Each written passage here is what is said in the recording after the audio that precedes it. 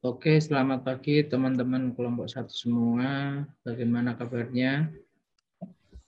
Baik, Mas. Baik, alhamdulillah. Baik. Oke, kita untuk tugas kali ini yaitu bentar. Agenda nilai dasar PNS ya, tugas kelompok yaitu mengevaluasi dan membandingkan penerapan praktek yang telah kita buat kemarin. Untuk diskusinya mungkin kita lebih ke sharing-sharing aja ya yang sudah kita buat kemarin itu seperti apa, nanti di akhir kita buat konklusi bareng-bareng. Oke, mungkin untuk langsung aja karena kita waktunya sangat mepet, ini udah 18.45, kita akan waktunya 20 menit aja. Berarti sekitar 35 ya, 8.35, setengah 9. Oke, langsung aja mungkin berarti yang pertama ini untuk nilai pertama yaitu berorientasi pelayanan. Nah, itu mungkin ada teman-teman yang mau sharing-sharing. Monggo silakan. Oke, baik Mas Danang, mohon izin. Iya, silakan. Ya, teman-teman izin share screen terkait dengan tugas yang hari sebelumnya. Di sini saya perkenalkan, saya Atik, gitu ya. Saya akan membahas tentang nilai-nilai berakhlak pada komponen yang pertama, yaitu berorientasi pelayanan. Nah, adapun di sini saya ambil buktinya atau lebih spesifik saya bahas tentang Universitas Negeri Jakarta, di mana Universitas Negeri Jakarta ini menyelenggarakan sebuah workshop yang berjudul Maturity Rating pada aplikasi Blue BIOS gitu. Nah, sejalan dengan nilai-nilai berakhlak ini, maka Universitas Negeri Jakarta pun mengimplementasikan nilai-nilai ini. Adapun yang saya bahas yang pertama yaitu berorientasi pelayanan. Nah, selanjutnya kegiatan ini kalau boleh saya sharing adalah salah satu bentuk kerjasama yang secara terstruktur dilakukan. Tujuannya untuk apa? Untuk mengukur entitas dalam memberikan layanan. Jadi ketika memberikan layanan itu ada alat ukurnya secara kuantitatif, sehingga dapat dilakukan evaluasi apakah pelayanan yang sudah dilakukan oleh Universitas Negeri Jakarta sudah baik, perlu perbaikan atau masih kurang. Nah, selanjutnya, workshop ini tidak hanya wujud nyata dari penyelenggaraan pelayanan publik yang prima, tetapi dalamnya juga menunjukkan akuntabilitas sebetulnya sebagai bentuk pertanggungjawaban yang terukur menggunakan aplikasi seperti itu. Nah, terakhir di sini workshop ini dilakukan gitu ya sebagai bentuk adaptasi instansi untuk melakukan pelayanan yang prima. Ya, di mana di sini tujuannya adalah untuk memberikan pelayanan yang baik gitu ya kepada mahasiswa. Dan yang kedua, seluruh mahasiswa memiliki kesamaan hak untuk mendapatkan pelayanan yang baik. Nah, selanjutnya juga aspek profesional sehingga pelayanannya itu terukur. Jadi setelah kita melakukan pelayanan ada entitas secara kuantitatif yang dapat dipertanggungjawabkan sehingga tidak terjadi diskriminatif pelayanan, dan di sini juga dapat kita akses keterbukaan akuntabilitas dan fasilitas perlakuan bagi kelompok rentan. Nah, mungkin itu kesimpulannya adalah kenapa saya pilih UNJ, karena UNJ adalah instansi menurut saya yang terbaik dalam memberikan orientasi pelayanan publiknya bagi mahasiswa, dibuktikan dengan tanggung jawabnya untuk membuat pengukuran secara kuantitatif untuk perbaikan lebih lanjut. Nah, mungkin itu yang bisa saya share. Saya kembalikan ke Mas Yana. Terima kasih. Oke, baik sekali. Berarti pelayanannya sudah workshop itu tujuannya untuk meningkatkan pelayanan ya, Mbak, berarti ya, Mbak. Oke. Selanjutnya mungkin karena kita waktunya mepet, mungkin untuk yang kedua yaitu berakhlak akuntabel. Nah, ini mungkin dari teman-teman yang kemarin di tugasnya, apakah ada yang mau sharing tentang faktor nilai kedua akuntabel? Monggo silakan. Apa Mbak Dinda, Mas Aulia, monggo silakan. Ya. Mbak Dinda, oke. Boleh Oh iya, siap. Monggo, Mbak. izin sharing ya, Ya. Danang dan teman-teman. Mm-mm. Jadi saya ini ambil instansinya itu di Kementerian PUPR. Kemarin mau ngambil PUPR karena kalau lihat dari searching gitu emang banyak informasinya. Jadi saya biar nggak susah, ya udah ambil PUPR aja. Nah, kalau untuk nilai yang berakhlaknya ini untuk bagian akuntabel itu secara umum PUPR ini dia memiliki apa namanya Inspektorat Jenderal, di mana yang tugasnya ini untuk mengawasi agar segala bentuk pekerjaannya ini atau apa namanya program-programnya ini dilakukan secara jujur, jadi bisa dipertanggungjawabkan. Nah, itu menurut saya sudah masuk ke dalam bagian dari akuntabel ya. Nah, terus juga selama tahun 2002 ini jadi Kementerian PUPR ini punya program untuk membangun 61 bendungan selama sampai tahun 2024. Nah, targetnya di Kementerian PUPR ini jadi kan sudah terbentuk 29, sisanya tinggal 32 lagi, dan itu tuh ditargetkan 9-nya selesai di tahun 2002 ini. Nah, sisanya itu adalah tentang transparansi penggunaan dana. Nah, jadi di website-nya ini juga sudah banyak dijelaskan tentang penggunaan dananya. Pokoknya website-nya juga sudah sudah informatif untuk memberikan informasi terkait banyak hal termasuk penyerapan dana di tahun 2002 ini. Nah, terus saya juga baca itu bahwa bentuk dari akuntabel itu adalah berintegritas. Nah, selain dari tugas-tugas yang tadi dijelaskan, ternyata Kementerian PUPR ini juga diberikan tugas lain gitu oleh Presiden untuk membangun venue-venue yang nanti digunakan untuk untuk digunakan untuk kegiatan event internasional, seperti contohnya kemarin yang sirkuit di Lombok itu untuk digunakan untuk MotoGP. Paling itu sih yang nilai core value berakhlak akuntabel yang saya dapat dipraktekkan di Kementerian PUPR. Terima kasih. Oke, terima kasih Mbak Dinda. Selanjutnya, untuk memberikan waktu, kita masuk ke yang selanjutnya itu K, kompeten ya. Monggo, silahkan. Teman-teman, ada yang mau Boleh saya, Mas? sharing? Oh, boleh, silahkan Mbak Dini. Ya, sebentar ya. Ya. Sudah terlihat ya? Ya. Jadi untuk tugas ini saya mengambil instansi BUMN, yaitu PT KAI Persero, ya Kereta Api Indonesia. Jadi kalau untuk poin kompeten ini saya melihat dari websitenya. Di website itu udah lengkap banget, jadi informasi apapun kita bisa lihat di situ. Mulai dari informasi eksternal, yaitu kayak pencarian tiket segala macam. Kemudian bagi orang-orang yang pengen tahu details tentang internal perusahaan ini sendiri tuh ada juga di situ. Nah, ini adalah salah satu screenshot yang saya ambil dari websitenya. Jadi kalau untuk kompetensi untuk PT KAI sendiri memang sudah tidak kita ragukan lagi, karena memang ini perusahaan kereta api terbesar gitu ya di Indonesia, dan sudah bahkan dari tahun 1800-an tuh udah ada gitu. Cuman berganti-berganti seiring generasi. Nah, sampai saat ini sudah memperoleh berbagai penghargaan. Kalau misalnya cek websitenya itu dari tahun 2015, 16, 17 sampai sekarang itu ada daftar listnya, itu udah tabel kayak gini dibentuknya. Itu banyak banget, dan ini adalah penghargaan terakhir yang mereka dapatkan.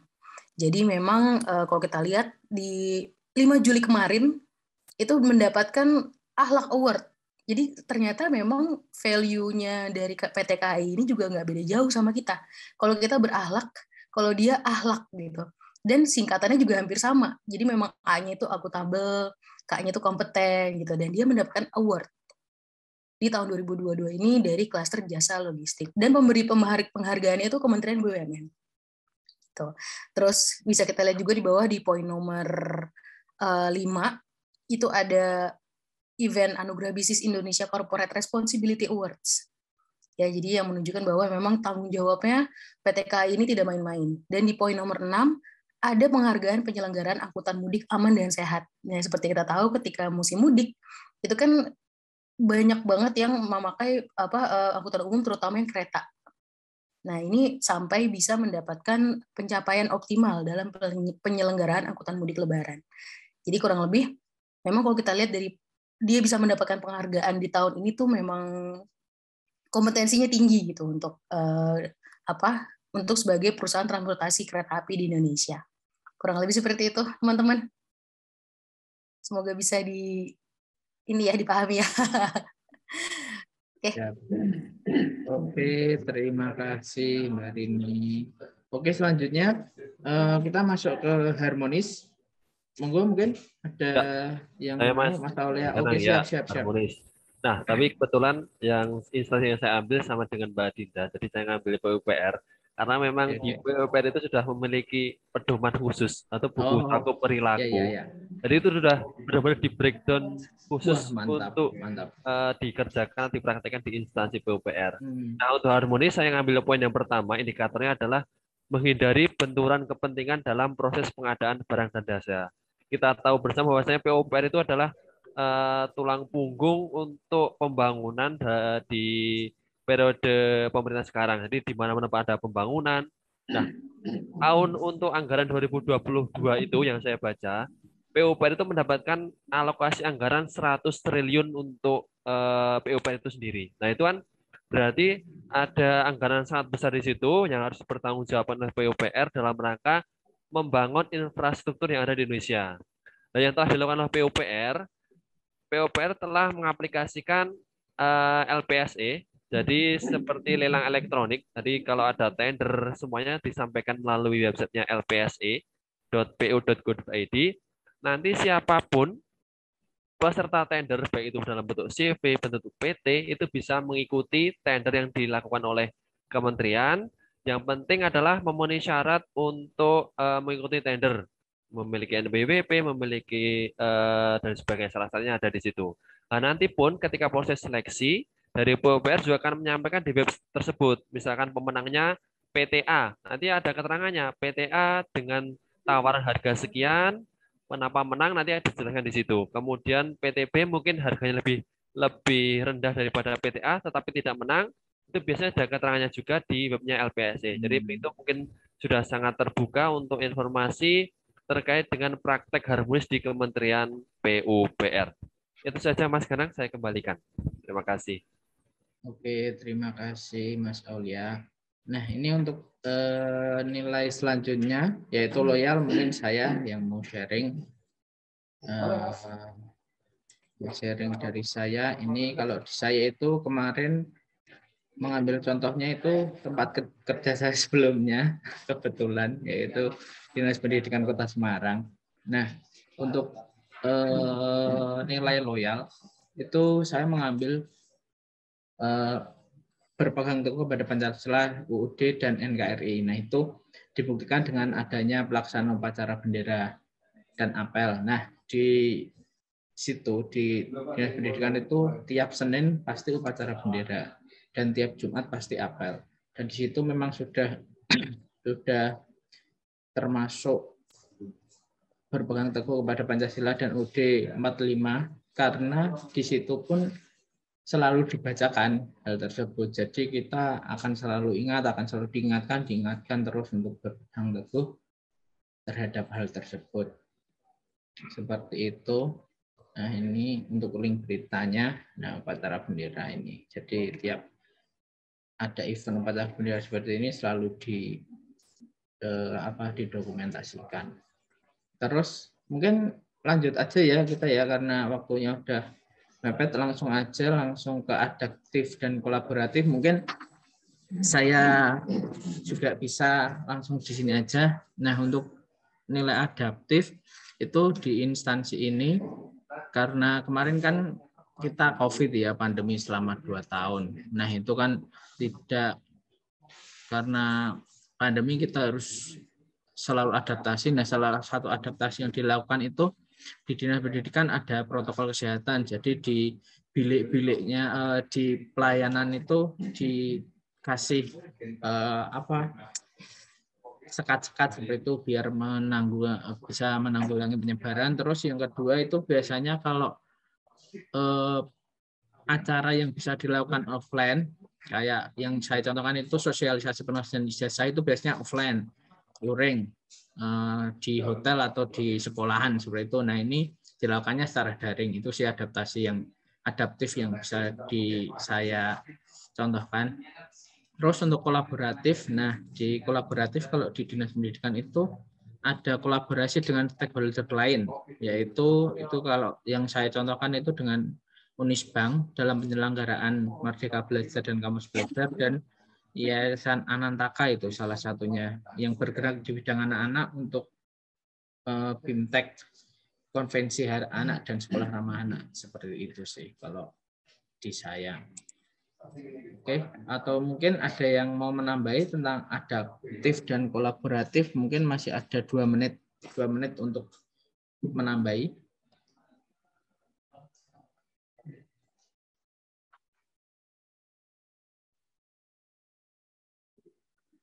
Nanti setelah ada yang nambahi, kita tarik kesimpulannya aja karena waktunya sudah mepet. Kalau enggak, nambahi dulu enggak apa-apa. Kalau mau ada yang nambahi, mau silakan. Oke, mungkin sedikit. Oh iya dah, berarti. Oh iya, silakan.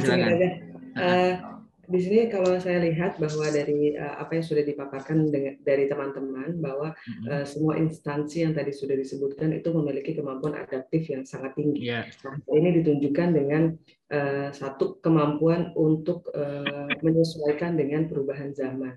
Tadi sudah disampaikan bahwa ada penyesuaian yang langsung dilakukan oleh instansi untuk merespon perubahan zaman. Nah, mungkin selanjutnya untuk kolaboratif bisa dilanjutkan, Mbak Rini, silakan. Ya, kalau misalnya saya setuju tadi adaptif, memang untuk PTKI juga cepat banget gitu untuk merespon situasi ketika pandemi. Jadi karena memang langsung melakukan perubahan-perubahan. Begitu pula juga dengan kolaborasinya juga nih. Kalau PTKI itu dia banyak sekali kolaborasi. Kalau kita lihat di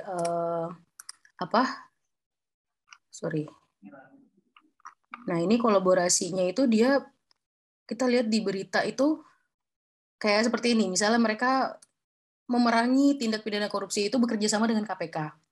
Jadi mereka menggandeng memang lembaga-lembaga yang sangat kompeten di bidangnya.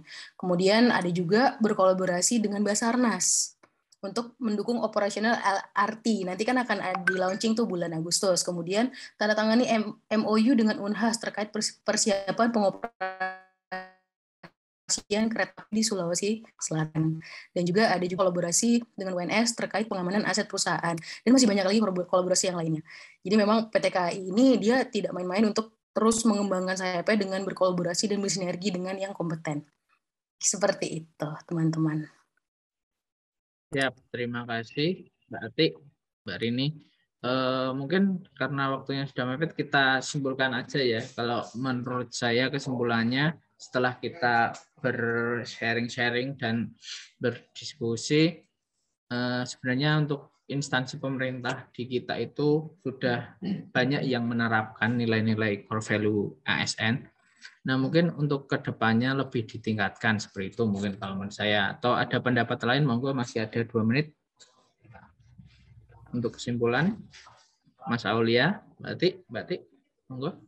Ya, mungkin saya menambahkan sedikit bahwa di sini sebetulnya nilai berakhlak ini merupakan salah satu transformasi organisasi, di mana sistem kerja kita, instansi itu dibangun secara terencana, terstruktur, dan evaluatif.